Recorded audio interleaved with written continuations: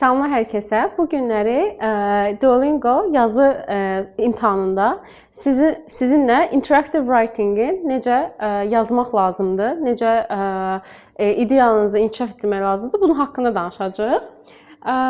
Burada problem nədir? Bir çox tələbələr çətinlik çəkirlər nədə?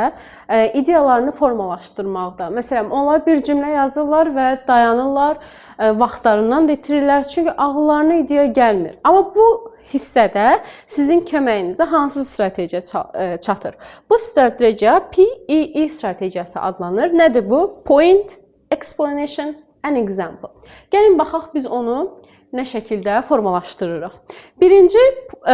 Birinci addımımız nədir? Nə deyirik? Start with a clear answer. İlk olaraq, direkt olaraq birbaşa suala cavab tapmağa və yazmağa çalışın.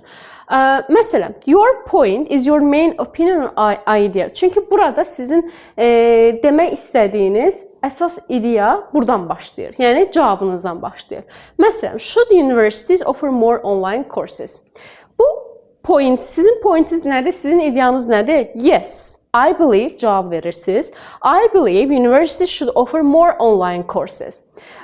Siz bir dəfəlik birbaşa öz nöqtəyi nəzərinizi, öz fikrinizi birinci pointlə, yəni PEE strategiyanın P'si ilə başladıq.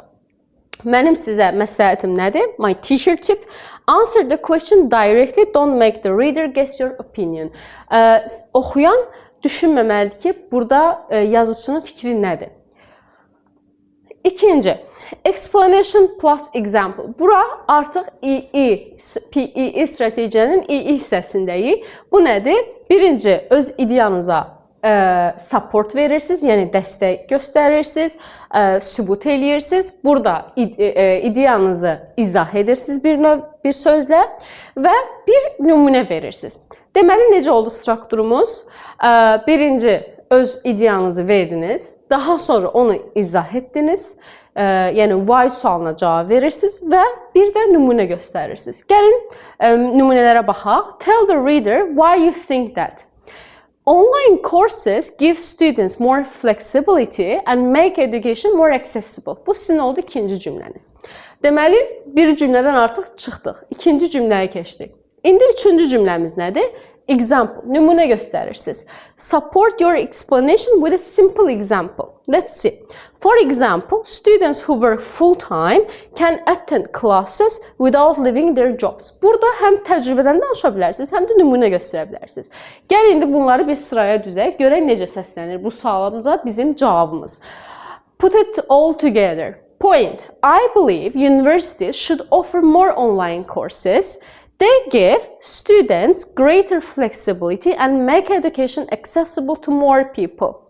For example, many working adults can continue their education while keeping their full-time jobs.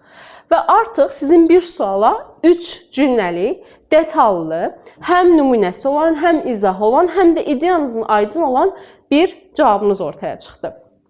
Yəni ki, artıq sizin bir sualı cavabınız PE strategiyasından genişləndi və daha ətraflı oldu. Bu qədər.